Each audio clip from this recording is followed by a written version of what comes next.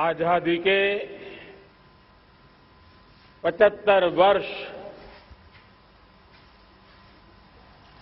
पूर्ण होने पर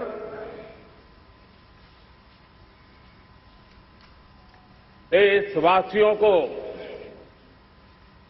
अनेक अनेक शुभकामनाएं, बहुत बहुत बधाई। न सिर्फ हिंदुस्तान का हर कोना, लेकिन दुनिया के हर कोने में आज किसी न किसी रूप में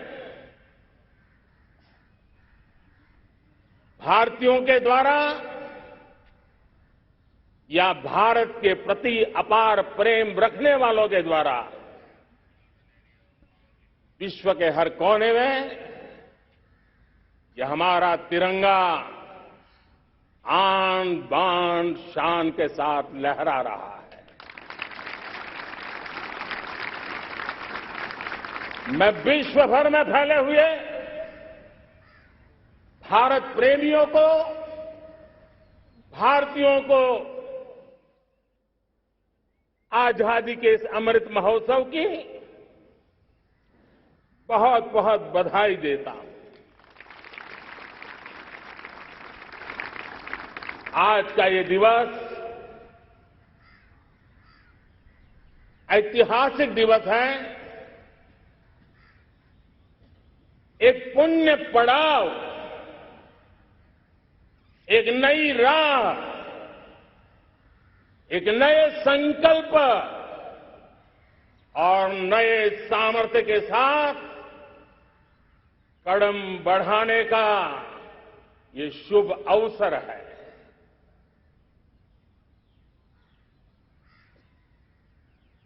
आजादी के जंग में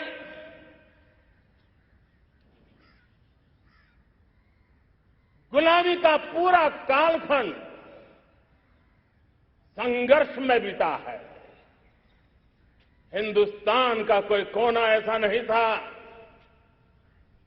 कोई काल ऐसा नहीं था जब देशवासियों ने सैकड़ों सालों तक गुलामी के खिलाफ जंग न किया हो, जीवन न खपाया हो, यातनाएं न झेली हो, आहुति न दी हो। आज हम सब देशवासियों के लिए ऐसे हर महापुरुष को, हर त्यागी को, हर बलिदानी को नमन करने का अवसर है, उनका ऋण स्वीकार करने का अवसर है और उनका स्मरण करते हुए उनके सपनों को जल्द से जल्द पूरा करने का संकल्प लेने का भी अवसर है।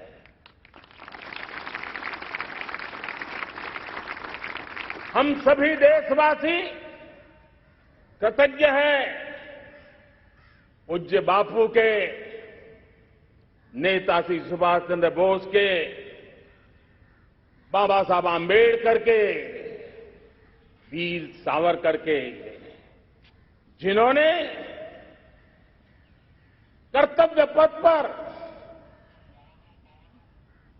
जीवन को खपा दिया। कर्तव्य पथ ही उनका जीवन पथ रहा। यह देश कृतज्ञ है मंगल पांडे, तात्या टोपे, भगत सिंह, सुखदेव, राजगुरु, चंद्रशेखर आजाद, अशफाक उल्लाह खान, राम प्रसाद बिस्मिल, अनगिनत ऐसे हमारे क्रांतिवीरों ने अंग्रेजों की हुकूमत की नींव हिला दी।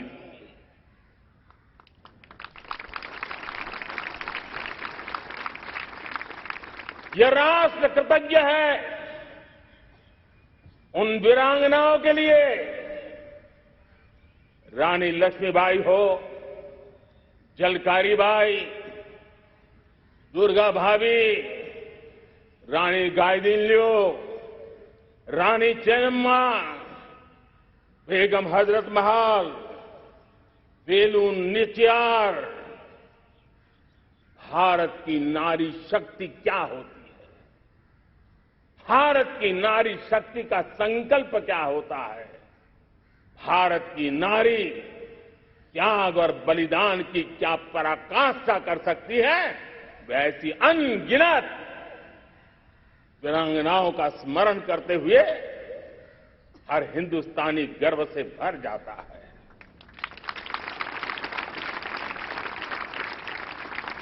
आजादी का जंग भी लड़ने वाले और आजादी के बाद देश बनाने वाले भी, डॉक्टर राजेंद्र प्रसाद जी हो, नेहरू जी हो, सरदार वल्लभ भाई पटेल, श्यामा प्रसाद मुखर्जी, लाल बहादुर शास्त्री, दीनदयाल उपाध्याय, जयप्रकाश नारायण, राम मनोहर लोहिया, आचार्य विनोबा भावे, नानाजी देशमुख, सुब्रमण्यम भारती, अनगिनत ऐसे महापुरुषों को आज नमन करने का अवसर है। जब आजादी के जंग की चर्चा करते हैं तो हम उन जंगलों में जीने वाले हमारे आदिवासी समाज का भी गौरव करना हम नहीं भूल सकते हैं। भगवान बिरसा मुंडा, सिद्धो कान्हू, अल्लूरी सीताराम राजू, गोविंद गुरु, अनगिनत नाम है जिन्होंने आजादी के आंदोलन की आवाज बन करके दूर सुदूर जंगलों में भी मेरे आदिवासी भाई बहनों में, माताओं में, युवकों में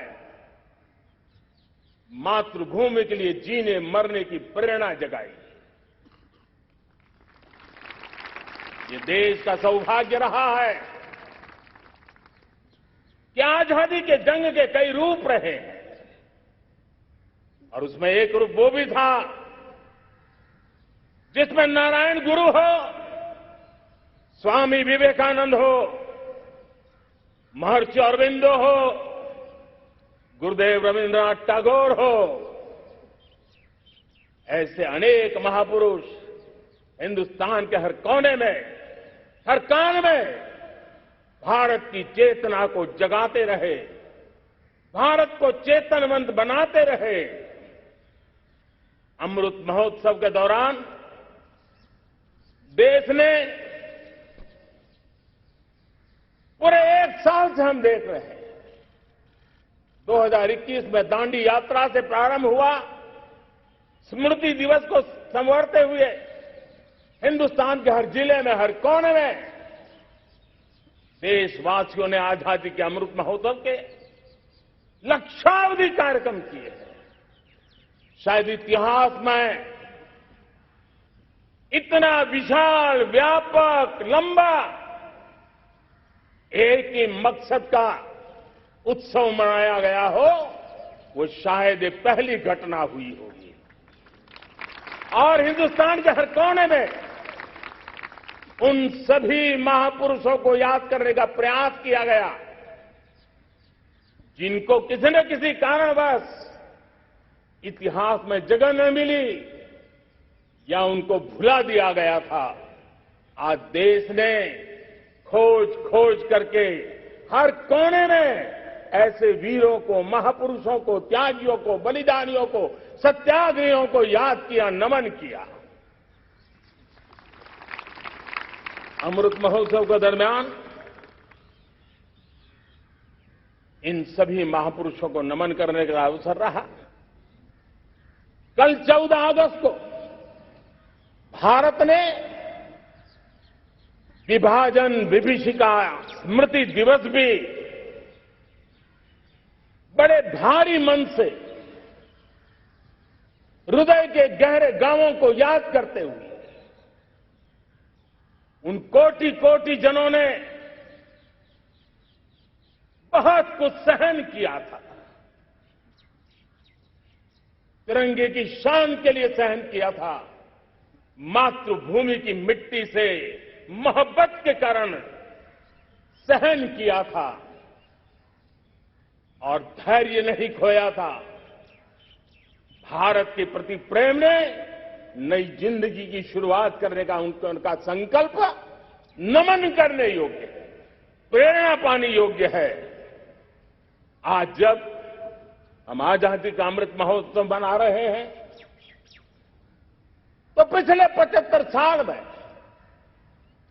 देश के लिए जीने मरने वाले, देश की सुरक्षा करने वाले, देश के संकल्पों को पूरा करने वाले,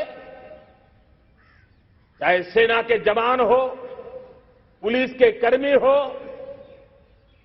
शासन में बैठे हुए ब्यूरोक्रेट्स हो, जनप्रतिनिधि हो, स्थानीय स्वराज की संस्थाओं के शासक प्रशासक रहे हो, राज्यों के शासक प्रशासक रहे हो, केंद्र के शासक प्रशासक रहे हो, 75 साल में इन सबके योगदान को भी आज स्मरण करने का अवसर है और देश के कोटि कोटि नागरिकों को भी, जिन्होंने 75 साल अनेक प्रकार की कठिनाइयों के बीच भी देश को आगे बढ़ाने के लिए अपने से जो हो सका वो करने का प्रयास किया है।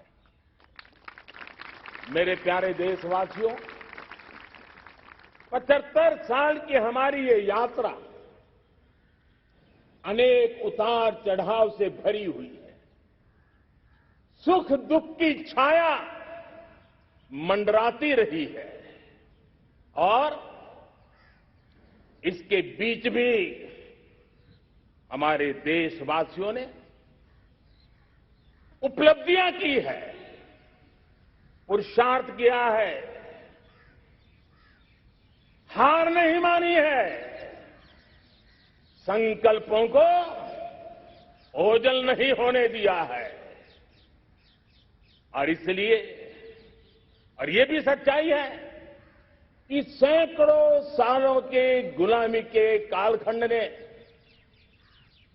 भारत के मन को, भारत के मानवीय की भावनाओं को गहरे घाव किए थे, गहरी चोटें पहुंचाई थी, लेकिन उसके भीतर एक जिद भी थी, एक जिजीविषा भी थी, एक जुनून भी था, एक जोम भी था।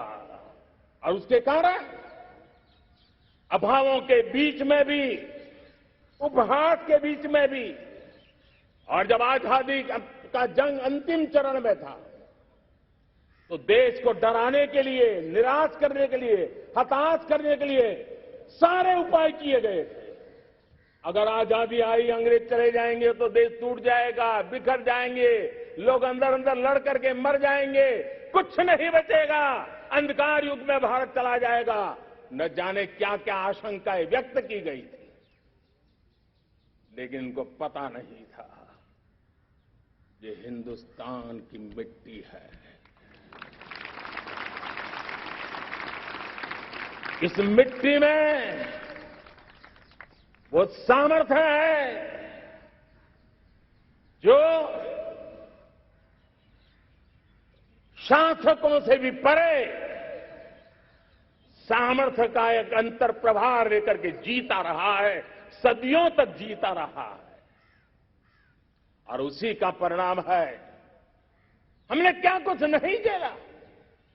कभी अन्न का संकट झेला, कभी युद्ध के शिकार हो गए, आतंकवाद ने डगर डगर चुनौतियां पैदा की, निर्दोष नागरिकों को मौत के घाट उतार दिया गया, छद्म युद्ध चलते रहे, प्राकृतिक आपदाएं आती रही, सफलता विफलता, आशा निराशा, न जाने कितने पड़ाव आए हैं, लेकिन इन पड़ाव के बीच भी भारत आगे बढ़ता रहा।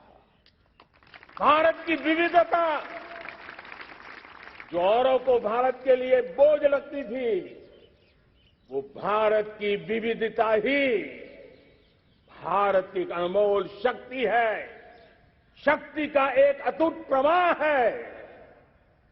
और दुनिया को पता नहीं था कि भारत के पास एक इनहेरेंट सामर्थ्य है, एक संस्कार सरिता है, एक मन मस्तिष्क का विचारों का बंधन है, और वो है भारत लोकतंत्र की जननी है,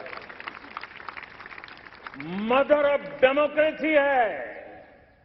और जिनके जहन में लोकतंत्र होता है, वे जब संकल्प करके चल पड़ते हैं, वो सामर्थ्य दुनिया की बड़ी बड़ी सल्तनतों के लिए भी संकट का काल लेकर के आती है। ये मदर ऑफ डेमोक्रेसी, ये लोकतंत्र की जननी हमारे भारत ने सिद्ध कर दिया कि हमारे पास ये एक अनमोल सामर्थ्य है। मेरे प्यारे देशवासियों, 75 साल की यात्रा में आशाएं, अपेक्षाएं, उतार चढ़ाव सब कुछ के बीच में हर एक के प्रयास से हम जहां तक पहुंच पाए थे, पहुंचे थे। और 2014 में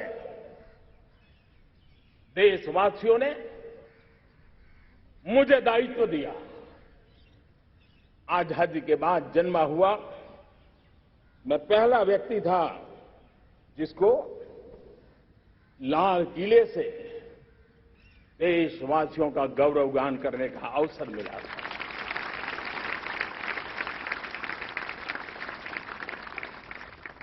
लेकिन मेरे दिल में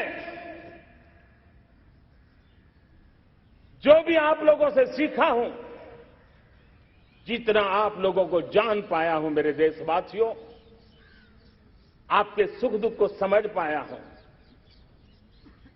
देश की आशा अपेक्षाओं के भीतर वो कौन सी आत्मा बसती है, उसको जितना मैं समझ पाया हूं, उसको लेकर के मैंने अपना पूरा कालखंड देश के उन लोगों को एम्पावर करने में खपाया।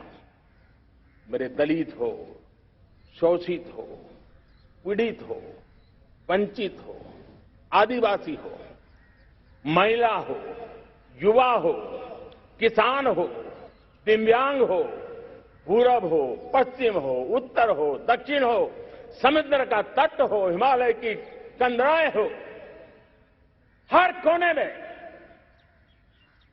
महात्मा गांधी का जो सपना था आखिर इंसान की चिंता करने का, महात्मा गांधी जी की आकांक्षा थी अंतिम छोर पर बैठे हुए व्यक्ति को समर्थ बनाने की, मैंने अपने आप को उसके लिए समर्पित किया। और उन 8 साल का नतीजा और आजादी के इतने दशकों का अनुभव आज 75 साल के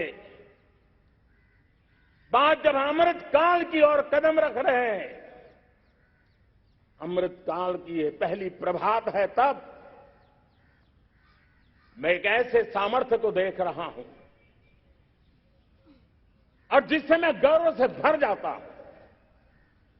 देशवासियों, मैं आज देश का सबसे बड़ा सौभाग्य ये देख रहा हूं कि भारत का जनमन आकांक्षी जनमन है।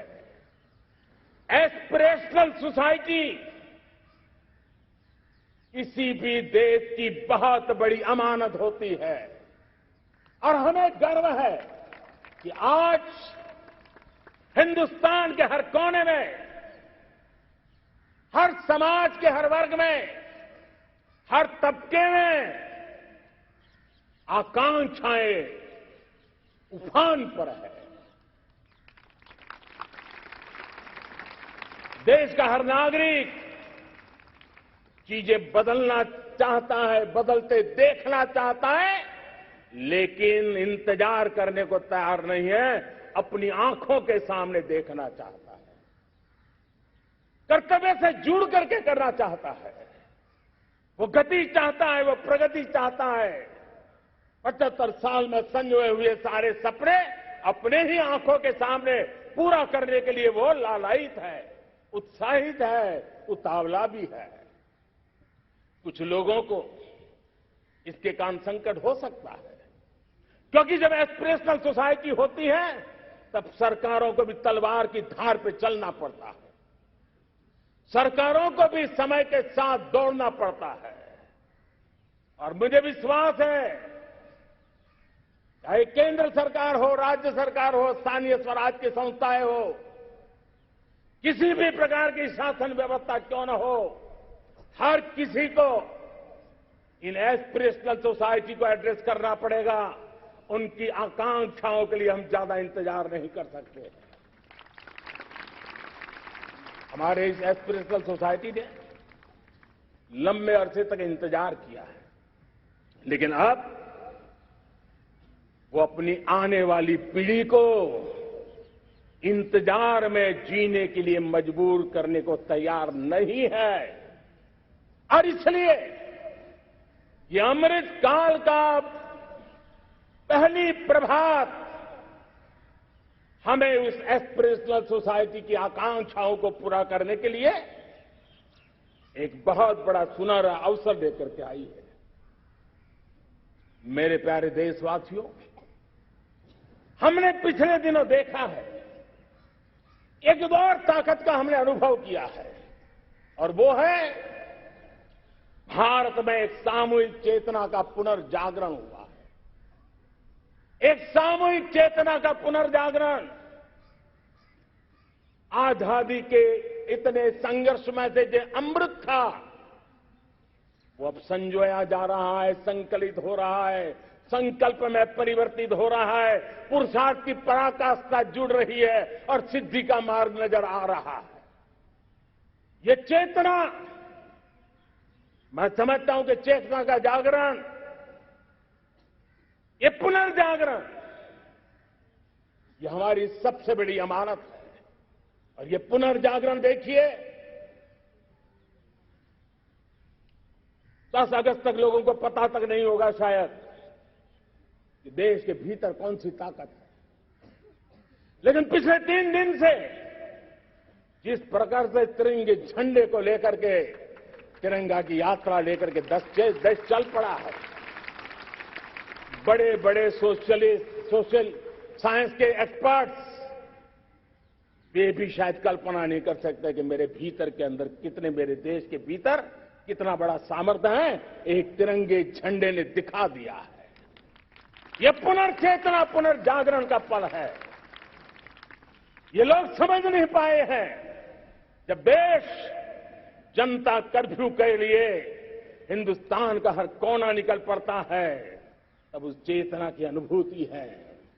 जब देश ताली थाली बजा करके कोरोना वॉरियर के साथ कंधे से कंधा मिला करके खड़ा हो जाता है, तब चेतना की अनुभूति होती है।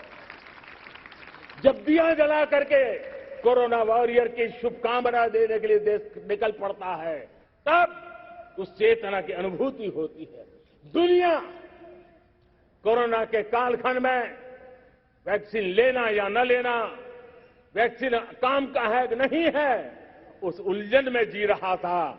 उस समय मेरे देश के गांव गरीब भी 200 करोड़ डोज दुनिया को चौंका देने वाला काम करके दिखा देते हैं। यही चेतना है, यही सामर्थ्य है। इस सामर्थ्य ने आज देश को एक नई ताकत दी है। मेरे प्यारे भाइयों बहनों, तीसरा एक महत्वपूर्ण सामर्थ्य मैं देख रहा हूं। जैसे एस्पिरेशनल सोसाइटी, जैसे पुनर्जागरण, वैसे ही आजादी के इतने दशकों के बाद पूरे विश्व का भारत की तरफ देखने का नजरिया बदल चुका है। विश्व भारत की तरफ गर्व से देख रहा है, अपेक्षा से देख रहा है। समस्याओं का समाधान भारत की धरती पर दुनिया खोजने लगी है। दोस्तों, विश्व का ये बदलाव, विश्व की सोच में ये परिवर्तन 75 साल की हमारी अनुभव यात्रा का परिणाम है। हम जिस प्रकार से संकल्पों लेकर चल पड़े हैं, दुनिया इसे देख रही है और आखिरकार विश्व भी उम्मीदें लेकर के जी रहा है। उम्मीदें पूरे करने का सामर्थ्य कहां पड़ा है, वो उसे दिखने लगा है। मैं इसे स्त्री शक्ति के रूप में देखता हूं, 3 सामर्थ्य के रूप में देखता हूं। और ये त्रिशक्ति है एस्पिरेशन की, पुनर्जागरण की और विश्व की उम्मीदों की। और इसे पूरा करने के लिए हम जानते हैं दोस्तों, आज दुनिया में एक विश्वास जगने में मेरे देशवासियों की बहुत बड़ी भूमिका है। 130 करोड़ देशवासियों ने कई दशकों के अनुभव के बाद स्थिर सरकार का महत्व क्या होता है, राजनीतिक स्थिरता का महत्व क्या होता है, पॉलिटिकल स्टेबिलिटी दुनिया में किस प्रकार की ताकत दिखा सकती है, नीतियों में कैसा सामर्थ्य होता है, उन नीतियों पर विश्व का कैसे भरोसा बनता है, ये भारत ने दिखाया है और दुनिया भी इसे समझ रही है। और हम जब राजनीतिक स्थिरता हो, नीतियों में गतिशीलता हो, निर्णयों में तेजी हो, सर्वव्यापकता हो, सर्वसमावेशकता हो, तो विकास के लिए हर कोई भागीदार बनता है। हमने सबका साथ सबका विकास का मंत्र लेकर के हम चले थे, लेकिन देखते ही देखते देशवासियों ने सबका विश्वास और सबका प्रयास से उसमें और रंग भर दिए हैं। और इसलिए हमने देखा है हमारी सामूहिक शक्ति को, हमारे सामूहिक सामर्थ्य को हमने देखा है। आजादी का अमृत महोत्सव जिस प्रकार से बनाया गया, जिस प्रकार से हर जिले में 75 अमृत सरोवर बनाने का अभियान चल रहा है, गांव-गांव के लोग जुड़ रहे हैं, कार सेवा कर रहे हैं, अपने प्रयत्नों से अपने गांव में जल संरक्षण के लिए बड़ा अभियान चला रहे हैं। और इसलिए भाइयों बहनों, चाहे स्वच्छता का अभियान हो, चाहे गरीबों के कल्याण का काम हो, देश आज पूरी शक्ति से आगे बढ़ रहा है। लेकिन भाइयों बहनों, हम लोग आजादी के अमृत काल में हमारी 75 साल की यात्रा को उसका गौरवगान करते रहेंगे, अपनी ही पीठ थपथपाते रहेंगे, तो हमारे सपने कहीं दूर चले जाएंगे। और इसलिए 75 साल का कालखंड कितना ही शानदार रहा हो, कितने ही संकटों वाला रहा हो, कितने ही चुनौतियों वाला रहा हो, कितने ही सपने अधूरे दिखते हो, उसके बावजूद भी आज जब हम अमृत काल में प्रवेश कर रहे हैं, अगले 25 वर्ष हमारे देश के लिए अत्यंत महत्वपूर्ण है। और इसलिए जब मैं आज मेरे सामने लाल किले पर से 130 करोड़ देशवासियों के सामर्थ्य का स्मरण करता हूं, उनके सपनों को देखता हूं, उनके संकल्पों की अनुभूति करता हूं, तो साथियों मुझे लगता है आने वाले 25 साल के लिए हमें उस 5 पंच प्राण पर अपनी शक्ति को केंद्रित करनी होगी, अपने संकल्पों को केंद्रित करना होगा, अपने सामर्थ्य को केंद्रित करना होगा। और हमें उन पंच प्राण को लेकर के 2047 जब आजादी के 100 साल होंगे, आजादी के दीवानों के सारे सपने पूरे करने का जिम्मा उठा करके चलना होगा। जब मैं पंच प्राण की बात करता हूं, तो पहला प्राण अब देश बड़े संकल्प लेकर के ही चलेगा। बहुत बड़े संकल्प लेकर के चलना होगा और वो बड़ा संकल्प है विकसित भारत। अब उससे कुछ कम नहीं होना चाहिए। बड़ा संकल्प। दूसरा प्राण है किसी भी कोने में हमारे मन के भीतर, हमारे आदतों के भीतर गुलामी का एक भी अंश अगर भी अभी भी है तो उसको किसी भी हालत में बचने नहीं देना। अब 100%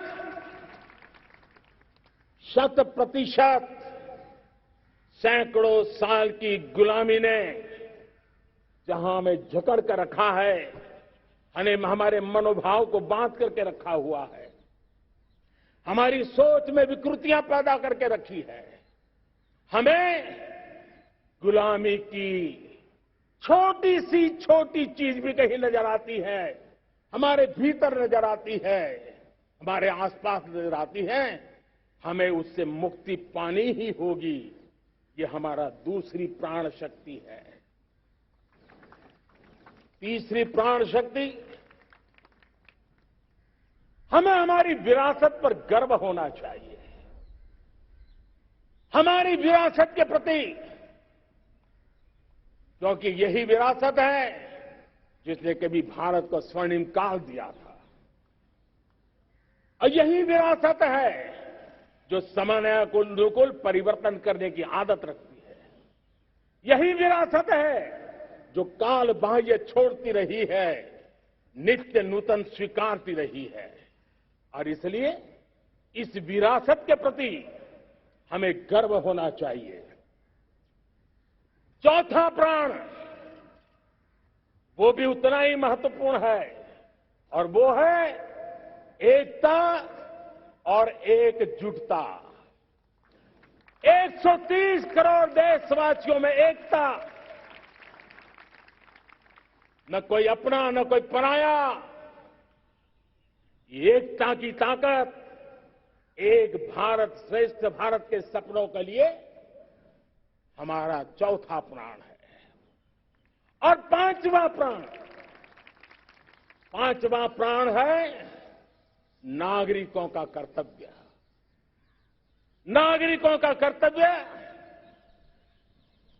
जिसमें प्रधानमंत्री भी बाहर नहीं होता है, मुख्यमंत्री भी बाहर नहीं होता है, वो भी नागरिक है। नागरिकों का कर्तव्य, यह हमारे आने वाली 25 साल के सपनों को पूरा करने के लिए एक बहुत बड़ी प्राण शक्ति है। मेरे प्यारे देशवासियों, जब सपने बड़े होते हैं,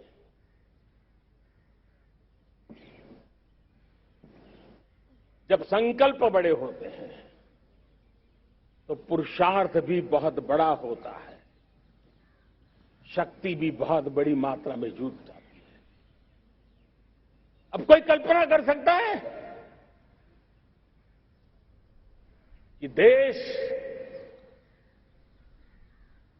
40-42 के कालखंड को याद कीजिए। देश उठ खड़ा हुआ था, किसी ने हाथ में झाड़ू लिया था, किसी ने तकली ली थी, किसी ने रेंटिया लिया था, किसी ने सत्याग्रह का मार्ग चुना था, किसी ने संघर्ष का मान चुना था, किसी ने क्रांति की वीरता का रास्ता चुना था। लेकिन संकल्प बड़ा था आजादी, और ताकत देखिए, बड़ा संकल्प था तो आजादी लेके रहे, हम आजाद हो गए। अगर संकल्प छोटा होता, सीमित होता, तो शायद आज भी संघर्ष करने के दिन चालू रहते।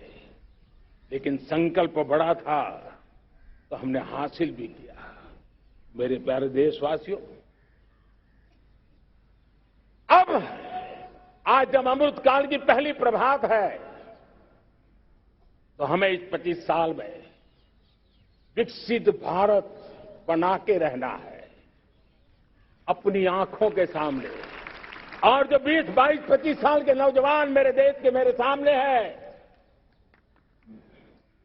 मेरे देश के नौजवानों, जब देश आजादी के 100 साल मनाएगा तब आप 50-55 के हुए होंगे। मतलब आपके जीवन का ये स्वर्णिम काल, आपकी उम्र के ये 25-30 साल भारत के सपनों को पूरा करने का काल है। आप संकल्प लेकर के मेरे साथ चल पड़िए साथियों, तिरंगे झंडे की शपथ लेकर के चल पड़िए। हम सब पूरी ताकत से लगे आए। बड़ा संकल्प, मेरा देश विकसित देश होगा, डेवलप कंट्री होगा। विकास के हर पैरामीटर में हम मानव केंद्रीय व्यवस्था को विकसित करेंगे। हमारे केंद्र में मानव होगा, हमारे केंद्र में के मानव की आशा आकांक्षाएं होगी। हम जानते हैं भारत जब बड़े संकल्प करता है तो करके भी दिखाता है। जब मैंने यहां स्वच्छता की बात कही थी मेरे पहले भाषण में, देश चल पड़ा, जिससे जहां हो सका स्वच्छता की ओर आगे बढ़ा और गंदगी के प्रति नफरत एक स्वभाव बनता गया। यही तो देश है जिसने इसको करके दिखाया है और कर भी रहा है, आगे भी कर रहा है। यही तो देश है जिसने वैक्सीनेशन, दुनिया दुविधा में थी, 200 करोड़ का लक्ष्य पार कर लिया, समय सीमा में कर लिया, पुराने सारे रिकॉर्ड तोड़ के कर लिया। ये देश कर सकता है। हमने तय किया था देश को खाड़ी के तेल पर हम गुजारा करते हैं, झाड़ी के तेल की ओर कैसे बढ़े। 10% इथेनॉल ब्लेंडिंग का सपना बड़ा लगता था, पुराना इतिहास बताता था संभव नहीं है, लेकिन समय से पहले 10% इथेनॉल ब्लेंडिंग करके देश ने इस सपने को पूरा कर दिया। भाइयों बहनों, 2.5 करोड़ लोगों को इतने कम समय में बिजली कनेक्शन पहुंचाना छोटा काम नहीं था, देश ने करके दिखाया। लाखों परिवारों के घर में जल से नल, नल से जल, नल से जल पहुंचाने का काम आज देश तेज गति से कर रहा है। खुले में शौच से मुक्ति भारत के अंदर आज संभव हो पाया है। मेरे प्यारे देशवासियों, अनुभव कहता है कि एक बार हम सब संकल्प लेकर के चल पड़े तो हम निर्धारित लक्ष्यों को पार कर सकते हैं। रिन्यूएबल एनर्जी का लक्ष्य हो, देश में नए मेडिकल कॉलेज बनाने का इरादा हो, डॉक्टरों की तैयारी करवानी हो, हर क्षेत्र में पहले से गति बहुत बड़ी है। और इसलिए मैं कहता हूं, अब आने वाले 25 साल बड़े संकल्प के हो। यही हमारा प्राण, वही हमारा प्रण भी होना चाहिए। दूसरी बात मैंने कही है, उस प्राण शक्ति की मैंने चर्चा की है कि गुलामी की मानसिकता। देश की सोचिए भाइयों, कब तक दुनिया हमें सर्टिफिकेट बांटती रहेगी? कब तक दुनिया के सर्टिफिकेट पर हम गुजारा करेंगे? क्या हम अपने मानक नहीं बनाएंगे? क्या 130 करोड़ का देश अपने मानकों को पार करने के लिए पुरुषार्थ नहीं कर सकता है? हमें किसी भी हालत में औरों के जैसा दिखने की कोशिश करने की जरूरत नहीं है। हम जैसे हैं वैसे, लेकिन सामर्थ्य के साथ खड़े होंगे, ये हमारा मिजाज होना चाहिए। हमें गुलामी से मुक्ति चाहिए। हमारे मन के भीतर दूर दूर 7 समंदर के नीचे भी गुलामी का तत्व नहीं बच रहना चाहिए। और मैं आशा देखता हूं, जिस प्रकार से नई राष्ट्रीय शिक्षा नीति बनी है, जिस मंथन के साथ बनी है, कोटि कोटि लोगों के विचार प्रवाह को संकलित करते हुए बनी है, और भारत की धरती की जमीन से जुड़ी हुई शिक्षा नीति बनी। रसखस हमारी धरती के मिले हैं। हमने जो कौशल्य पर बल दिया है, ये एक ऐसा सामर्थ्य है जो हमें गुलामी से मुक्ति की ताकत देगा। हमने देखा है कभी कभी तो हमारी टैलेंट भाषा के बंधनों में बन जाती है। ये गुलामी की मानसिकता का परिणाम है। हमें हमारे देश की हर भाषा पे गर्व होना चाहिए। वो हमें भाषा आती हो या ना आती हो, लेकिन मेरे देश की भाषा है, मेरे पूर्वजों ने दुनिया को दी हुई ये भेंट सौगात है, हमें गर्व होना चाहिए। मेरे साथियों, आज डिजिटल इंडिया का रूप हम देख रहे हैं, स्टार्टअप देख रहे हैं। कौन लोग हैं? ये वो टैलेंट है जो टियर 2, टियर 3 सिटी में किसी गांव गरीब के परिवार में बसे हुए लोग हैं। ये हमारे नौजवान है जो आज नई नई खोज के साथ दुनिया के सामने आ रहे हैं। गुलामी की मानसिकता हमें उसे तिलांजलि देनी पड़ेगी, अपने सामर्थ्य पर भरोसा करना होगा। दूसरी एक बात जो मैंने कही, तीसरी मेरी प्राण शक्ति की बात है, वो है हमारी विरासत पर हमें गर्व होना चाहिए। जब हम अपनी धरती से जुड़ेंगे, जब हम अपनी धरती से जुड़ेंगे, तभी तो ऊंचा उड़ेंगे।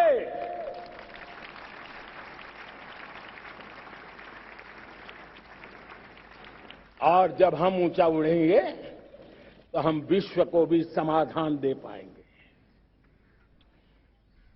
हमने देखा है जब हम अपनी चीजों पे गर्व करते हैं।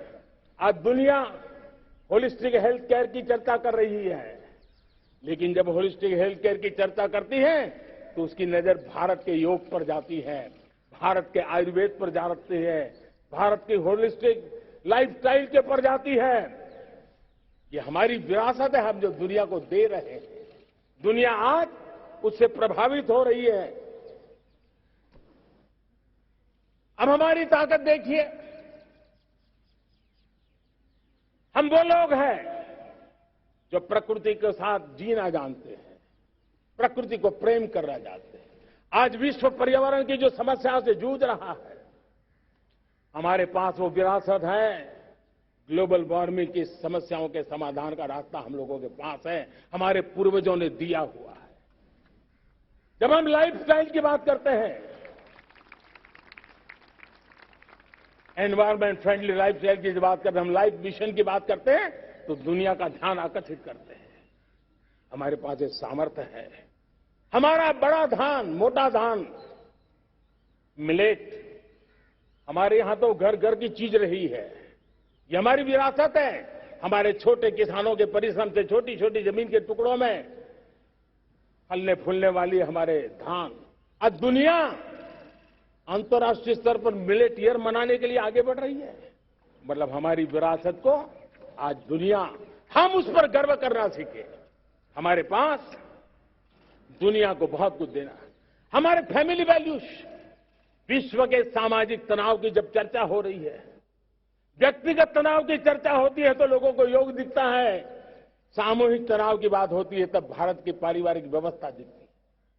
संयुक्त परिवार की एक पूंजी सदियों से हमारी माताओं बहनों के त्याग बलिदान के कारण परिवार नाम की जो व्यवस्था विकसित हुई, ये हमारी विरासत है।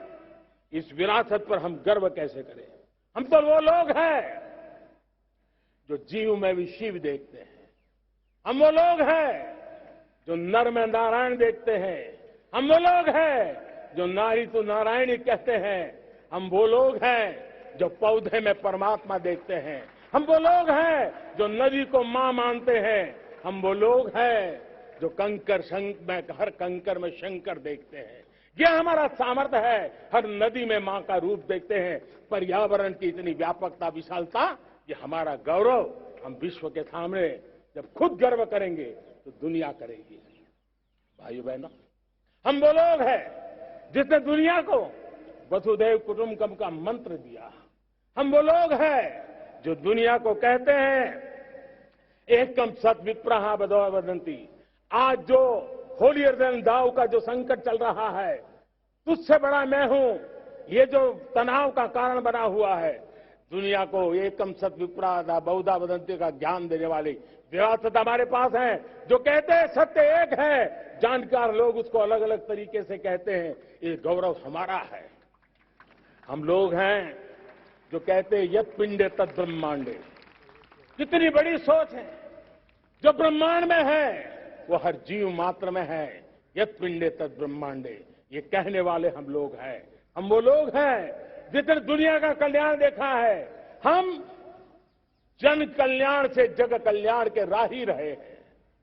जन कल्याण से जग कल्याण की राह पर चलने वाले हम लोग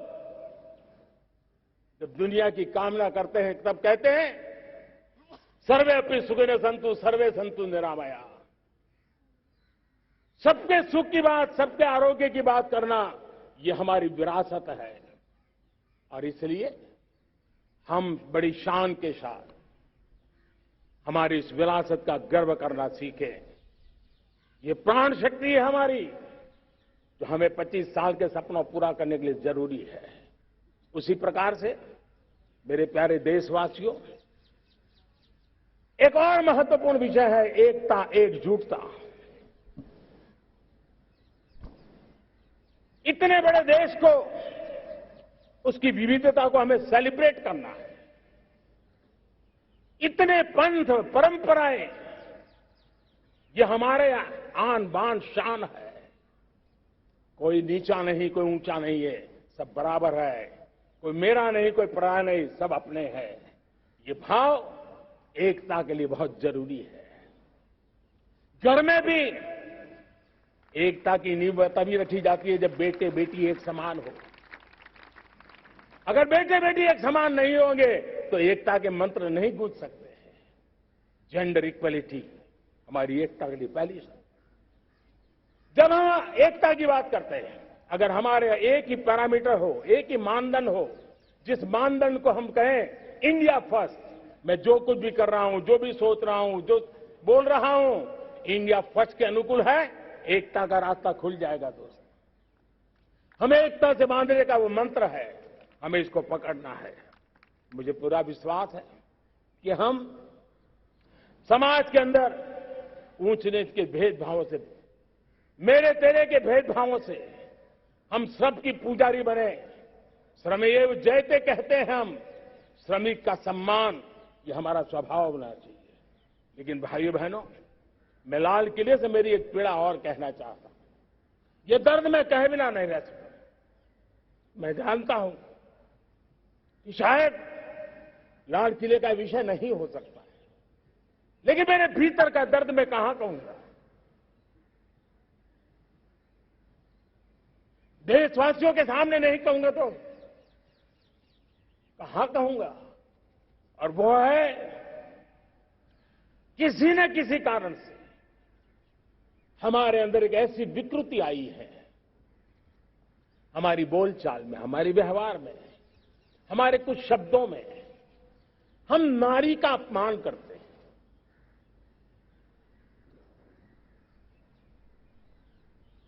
क्या हम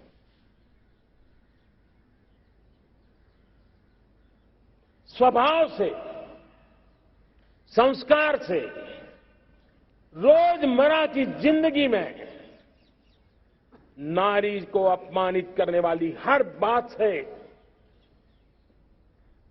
मुक्ति का संकल्प ले सकते हैं?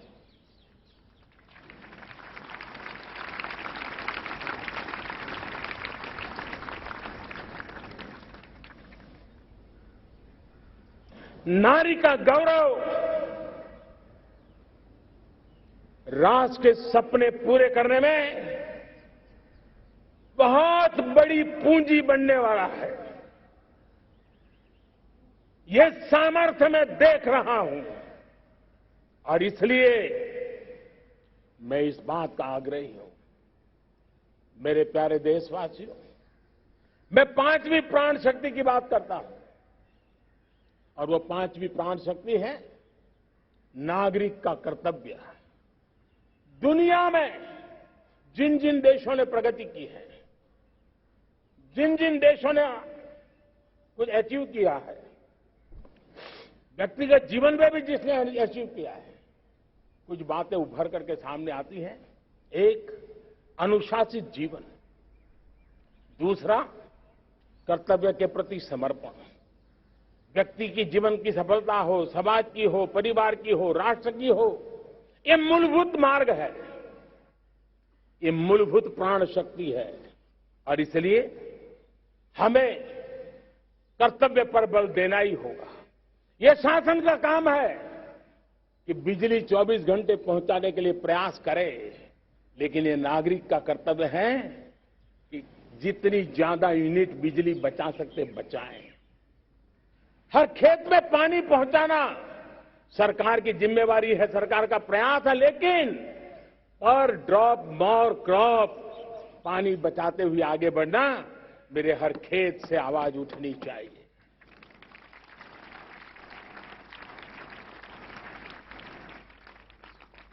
केमिकल मुक्त खेती, ऑर्गेनिक फार्मिंग, प्राकृतिक खेती, ये हमारा कर्तव्य है।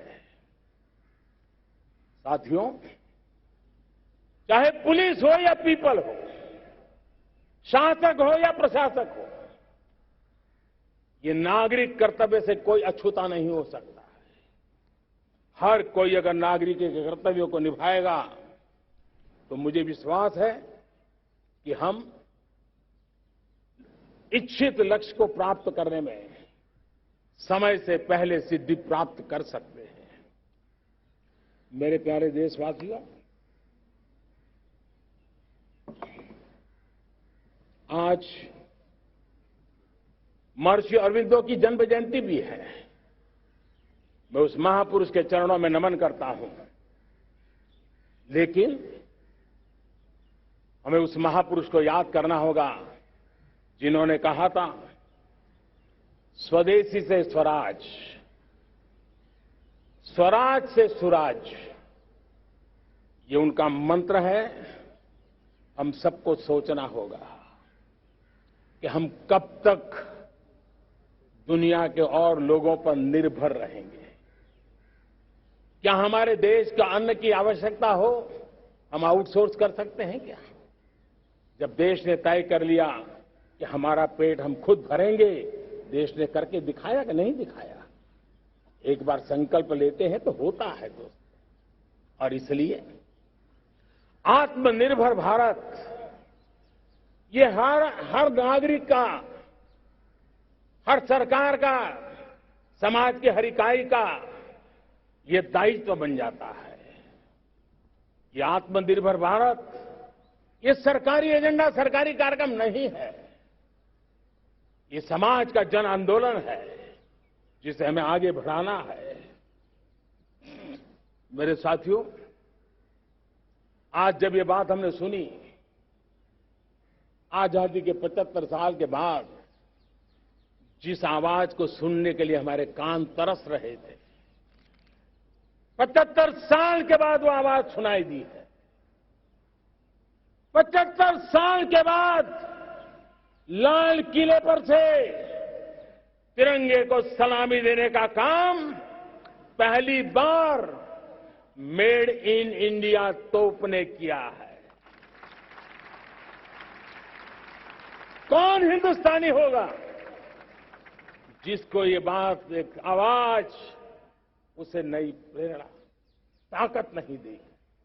और इसलिए मेरे प्यारे भाई बहनों, मैं आज मेरे देश के सेना के जवानों का हृदय से अभिनंदन करना चाहता हूं। मेरी आत्मनिर्भर की बात को संगठित स्वरूप में, साहस के स्वरूप में मेरी सेना के जवानों ने, सेना नायकों ने जिस जिम्मेवारी के साथ कंधे पे उठाया है, मैं उनको जितनी सैल्यूट करूं उतनी कम है दोस्तों। उनको आज मैं सलाम करता हूं, क्योंकि सेना का जवान मौत को मुट्ठी में लेकर के चलता है। मौत और जिंदगी के बीच में कोई फासला ही नहीं होता है, और तब बीच में वो डट करके खड़ा होता है। और वो मेरा सेना का जवान तय करे कि हम 300 ऐसी चीजों आप लिस्ट करते हैं जो हम विदेश से नहीं लाएंगे हमारे देश की। ये संकल्प छोटा नहीं है। मुझे इस संकल्प में भारत के आत्मनिर्भर भारत के उज्ज्वल भविष्य के वो बीज मैं देख रहा हूं जो इस सपने को वटवृक्ष में परिवर्तित करने वाले हैं। सैल्यूट, सैल्यूट मेरे सेना के अधिकारियों को, सैल्यूट।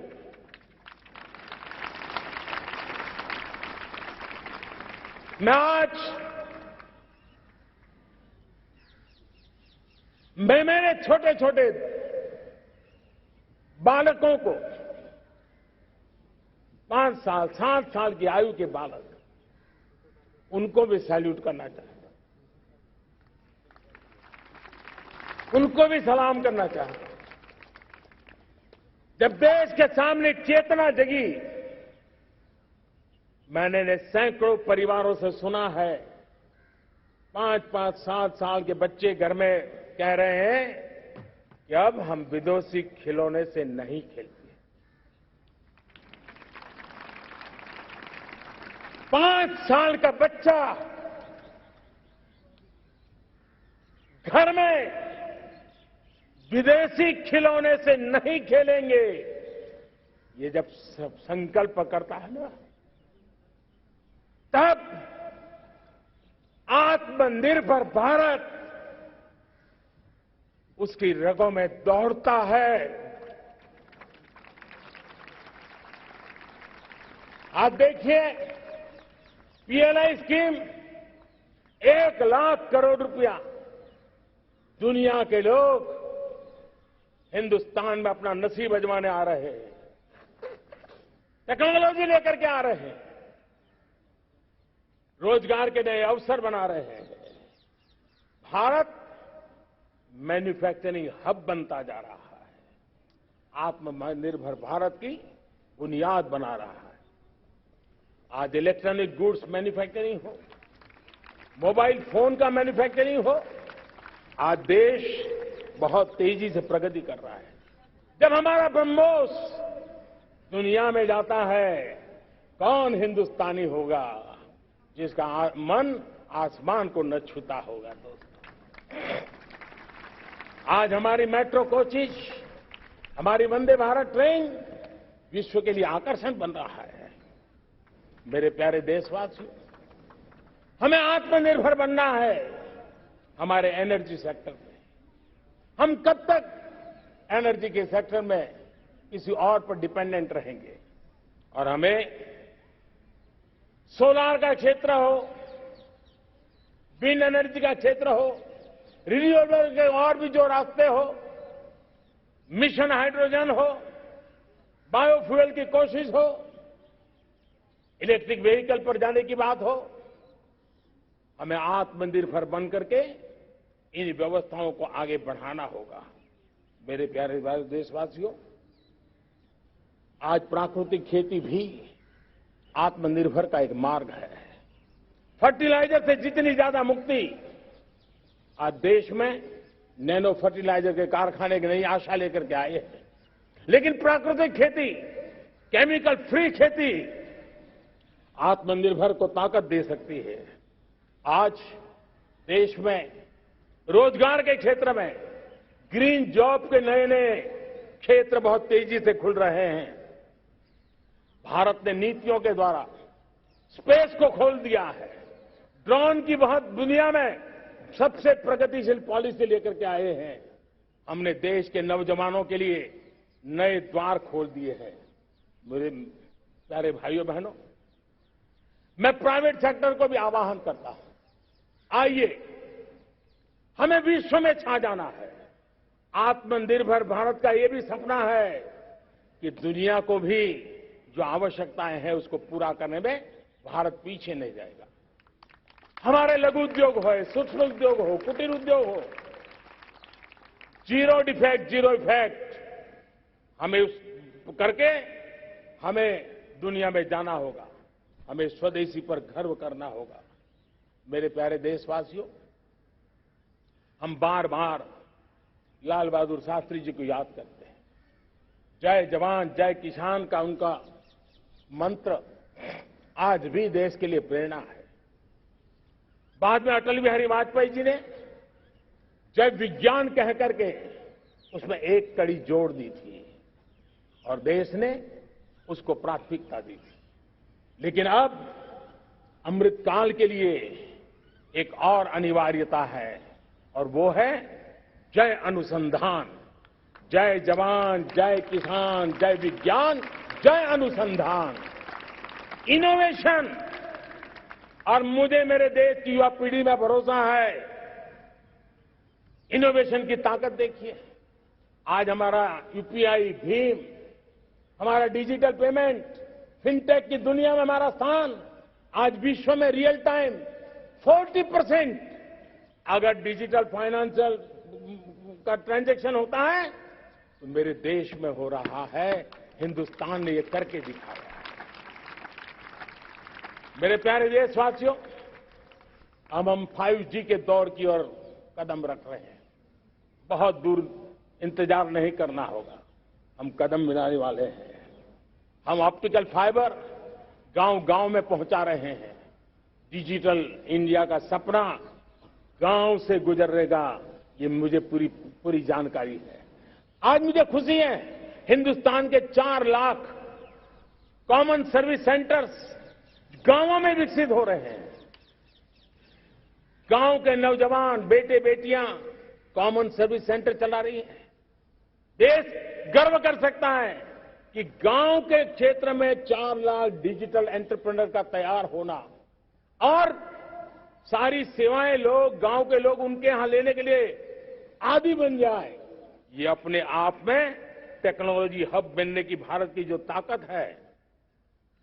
मेरे प्यारे देशवासियों, ये जो डिजिटल इंडिया का मूवमेंट है, जो सेमीकंडक्टर की ओर हम कदम मांड रहे हैं, 5G की ओर कदम मांड रहे हैं, ऑप्टिकल फाइबर का नेटवर्क बिछा रहे हैं, ये सिर्फ आधुनिकता की पहचान ऐसा नहीं है। 3 बड़ी ताकतें इसके अंदर समाहित है। शिक्षा में आमूलचूल क्रांति, ये डिजिटल माध्यम से आने वाली है। स्वास्थ्य सेवाओं में आमूलचूल क्रांति डिजिटल से आने वाली है। कृषि जीवन में भी बहुत बड़ा बदलाव डिजिटल से आने वाला है। एक नया विश्व तैयार हो रहा है। भारत उसे आगे बढ़ाने के लिए, और मैं साफ देख रहा हूं दोस्तों, ये डेकेड मानव जात के लिए टेकेड का समय है, टेक्नोलॉजी का डेकेड है। भारत के लिए तो ये टेकेड जिसका मन टेक्नोलॉजी से जुड़ा हुआ है, आईटी की दुनिया में भारत ने अपना एक लोहा बनवा लिया है, तो ये टेकेड का सामर्थ्य भारत के प्रयास है। हमारा अटल इनोवेशन मिशन, हमारे इंक्यूबेशन सेंटर, हमारे स्टार्टअप एक नया पूरा क्षेत्र का विकास कर रहे हैं। युवा पीढ़ी के लिए नए अवसर लेकर के आ रहे हैं। स्पेस मिशन की बात हो, हमारा डीप ओशन मिशन की बात हो, समुद्र की गहराई में जाना हो या हमें आसमान को छूना हो, ये नए क्षेत्र हैं जिसको लेकर के हम आगे बढ़ रहे हैं। मेरे प्यारे देशवासियों, हम इस बात को न भूलें, और भारत ने सदियों से देखा हुआ है, जैसे देश में कुछ नमूना रूप कामों की जरूरत होती है, कुछ बड़ी बड़ी ऊंचाइयों की जरूरत होती है, लेकिन साथ साथ धरातल पर मजबूती बहुत आवश्यक होती है।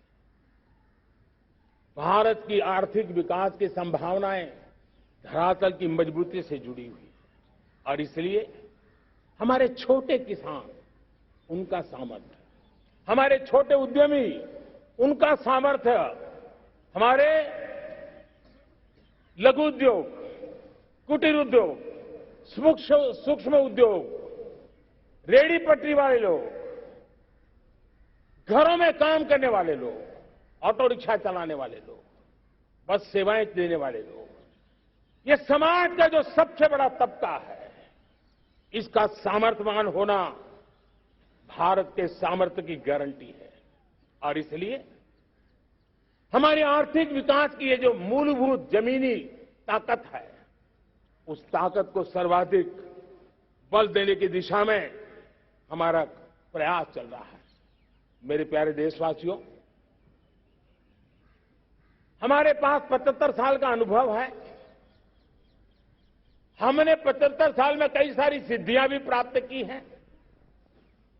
हमने 75 साल के अनुभव में नए सपने भी संजोए हैं, नए संकल्प भी लिए हैं।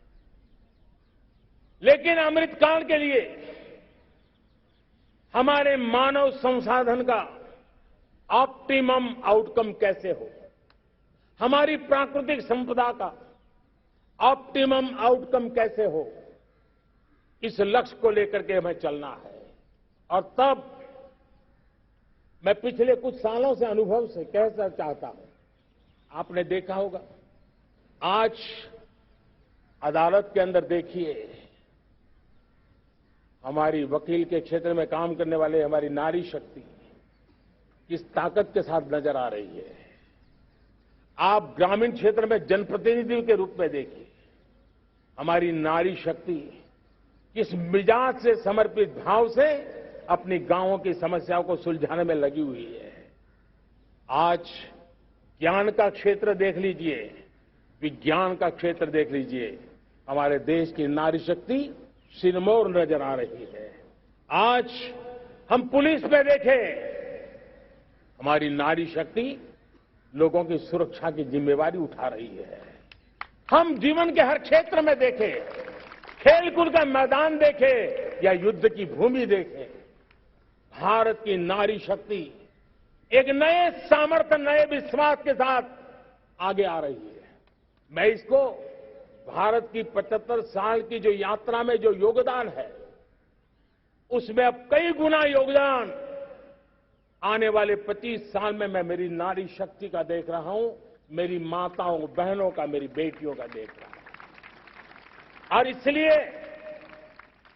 ये सारे हिसाब किताब से ऊपर है, सारे आपके पैरामीटर से अतिरिक्त है। हम इस पर जितना ध्यान देंगे, हम जितने ज्यादा अवसर हमारी बेटियों को देंगे, जितनी सुविधाएं हमारी बेटियों के लिए केंद्रित करेंगे, आप देखना वो हमें बहुत कुछ लौटा करके देगी। वो देश को इस ऊंचाई पर ले जाएगी। इस अमृत काल में जो सपने पूरे करने में जो मेहनत लगने वाली है, अगर हमारी नारी शक्ति की मेहनत जुड़ जाएगी, व्यापक रूप से जुड़ जाएगी, तो हमारी मेहनत कम होगी, हमारा समय सीमा भी कम हो जाएगी, हमारे सपने और तेजस्वी होंगे, और ओजस्वी होंगे, और दैदीप्यमान होंगे। और इसलिए आइए साथियों, हम जिम्मेवारियों को लेकर आगे बढ़े। मैं आज भारत के संविधान के निर्माताओं का भी धन्यवाद करना चाहता हूं कि उन्होंने जो हमें फेडरल स्ट्रक्चर दिया है, उसके स्पिरिट को बनाते हुए, उसकी भावनाओं का आदर करते हुए हम कंधे से कंधा मिला करके इस अमृत काल में चलेंगे तो सपने साकार होकर के रहेंगे। कार्यक्रम भिन्न हो सकते हैं, कार्यशैली भिन्न हो सकती है, लेकिन संकल्प भिन्न नहीं हो सकते। राष्ट्र के लिए सपने भिन्न नहीं हो सकते। आइए हम एक ऐसे युग के अंदर आगे बढ़े। मुझे याद है जब मैं गुजरात का मुख्यमंत्री था, केंद्र में हमारे विचार की सरकार नहीं थी, लेकिन मेरे गुजरात में हर जगह पे मैं एक ही मंत्र लेके चलता था कि भारत के विकास के लिए गुजरात का विकास, भारत का विकास हम कहीं पर भी हो, हम सबके मन मस्तिष्क में रहना चाहिए। हमारे देश के कई राज्य हैं जिन्होंने देश को आगे बढ़ाने में बहुत भूमिका अदा की, नेतृत्व किया है, कई क्षेत्रों में उदाहरण काम किए हैं। ये हमारे फेडरलिज्म को ताकत देते हैं। लेकिन आज समय की मांग है कि हमें कोऑपरेटिव फेडरलिज्म के साथ साथ कोऑपरेटिव कॉम्पिटिटिव फेडरलिज्म की जरूरत है। हमें विकास की स्पर्धा की जरूरत है। हर राज्य को लगना चाहिए वो राज्य आगे निकल गया, मैं इतनी मेहनत करूंगा, मैं आगे निकल जाऊंगा। उसने ये 10 अच्छे काम किए हैं, मैं 15 अच्छे काम करके दिखाऊंगा। उसने 3 साल में पूरा किया है, मैं 2 साल में करके दिखाऊंगा। हमारे राज्यों के बीच में, हमारी सर्विस, सरकार की सभी इकाइयों के बीच में वो स्पर्धा का वातावरण चाहिए जो हमें विकास की नई ऊंचाइयों पर ले जाने के लिए प्रयास करे।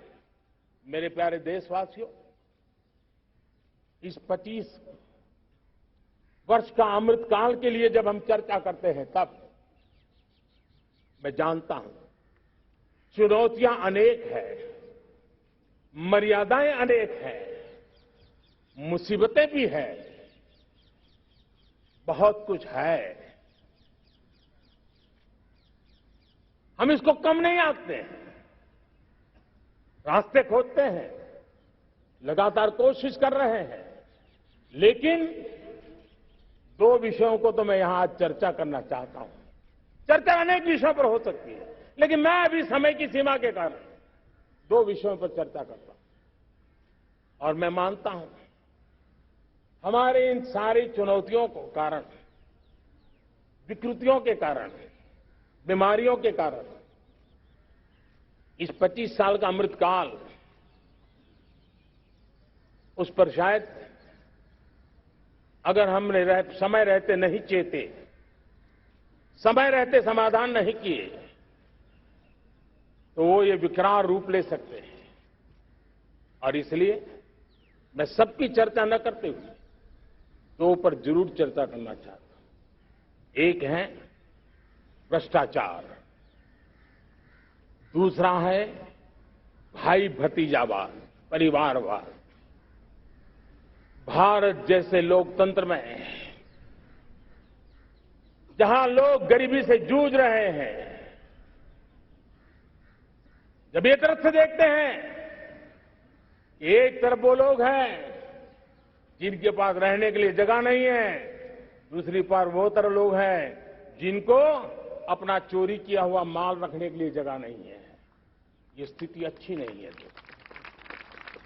और इसलिए हमें भ्रष्टाचार के खिलाफ पूरी ताकत से लड़ना है।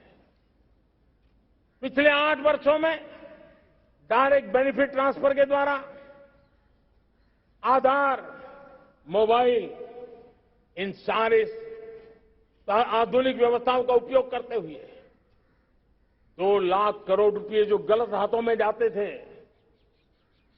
उसको बचा करके देश की भलाई के लिए काम लगाने में हम सफल हुए हैं। जो लोग पिछली सरकारों में बैंकों को लूट लूट करके भाग गए, उनकी संपत्तियां जब्त कर करके वापस लाने की कोशिश कर रहे हैं। कईयों को जेलों में जीने के लिए मजबूर करके रखा हुआ है। हमारी कोशिश है जिन्होंने देश को लूटा है उनको लौटाना पड़े, वो स्थिति हम पैदा करेंगे। भाइयों बहनों, अब भ्रष्टाचार के खिलाफ मैं साफ देख रहा हूं कि हम एक निर्णायक कालखंड में कदम रख रहे हैं। बड़े बड़े चमरबंदी भी बच नहीं पाएंगे। इस मिजाज के साथ भ्रष्टाचार के खिलाफ एक निर्णायक कालखंड में अब हिंदुस्तान कदम रख रहा है। और मैं लाल किले की प्राचीर से बड़ी जिम्मेवारी के साथ कह रहा हूं।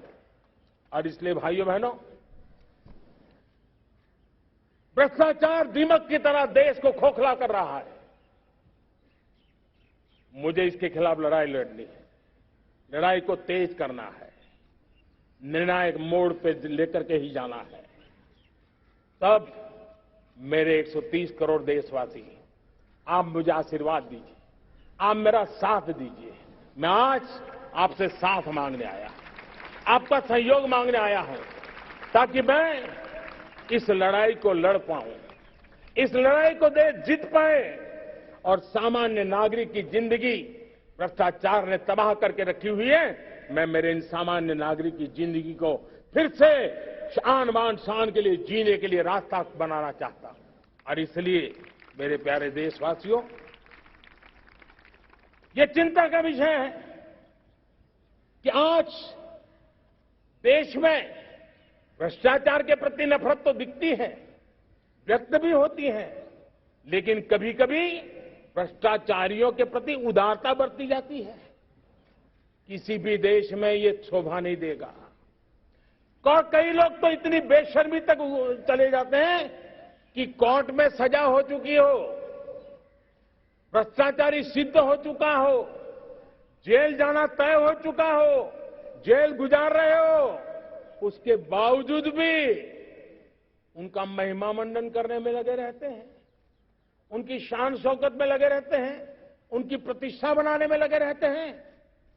अगर जब तक समाज में गंदगी के प्रति नफरत नहीं होती है, स्वच्छता की चेतना जगती नहीं है।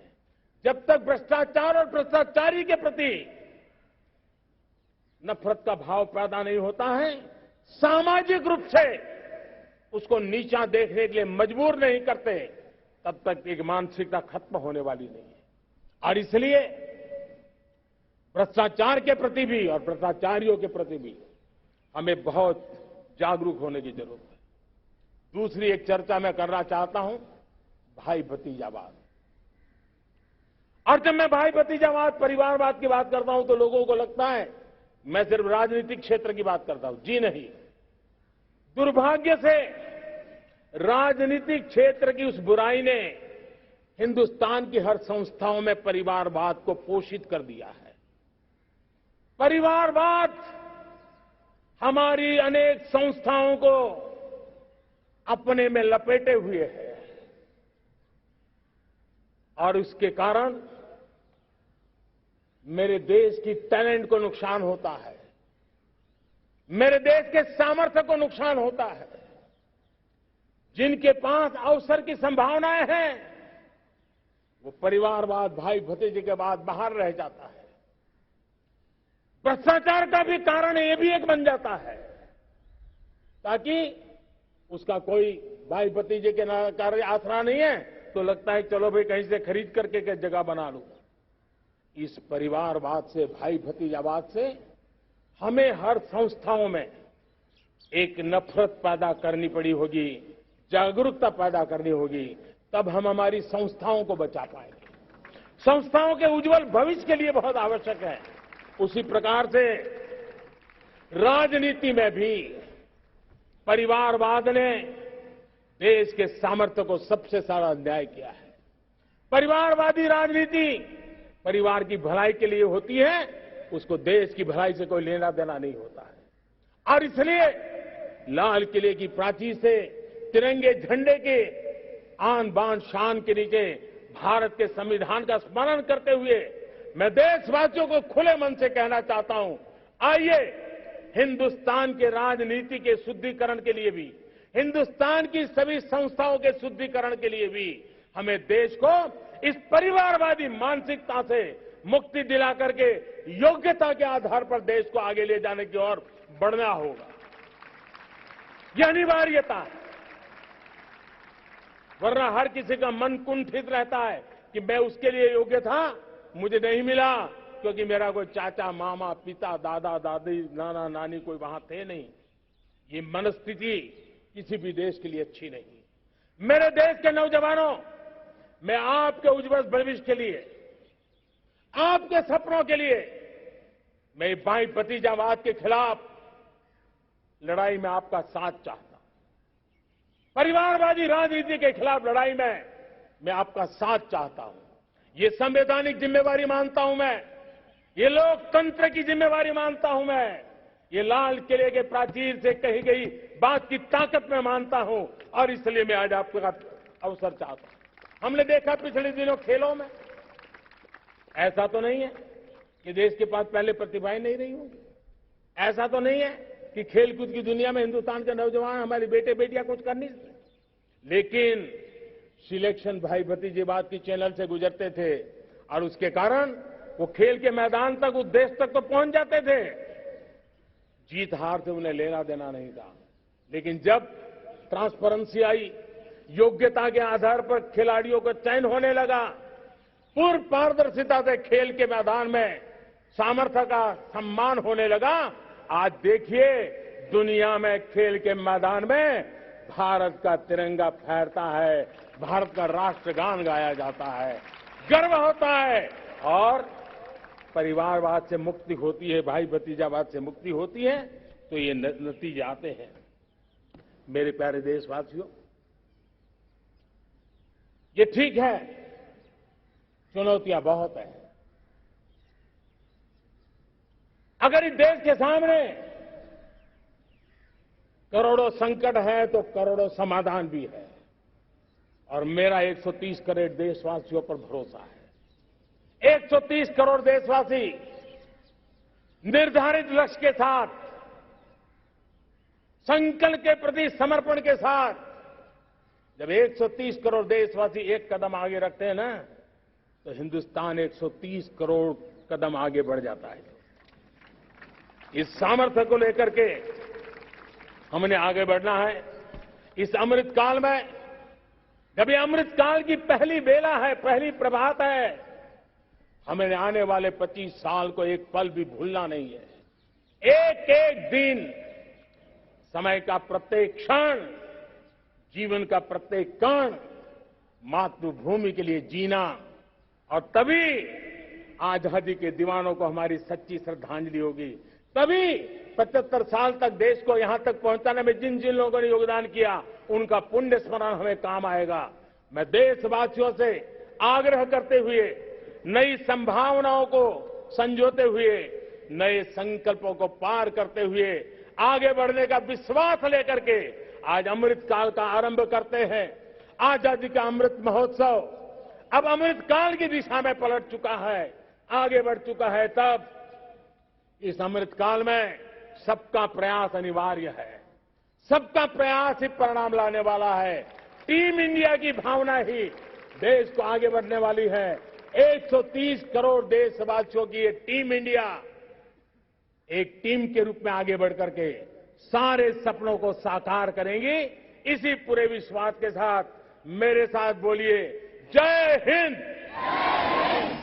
जय हिंद, जय हिंद। भारत माता की, भारत माता की, भारत माता की। वंदे, वंदे, वंदे। बहुत बहुत धन्यवाद।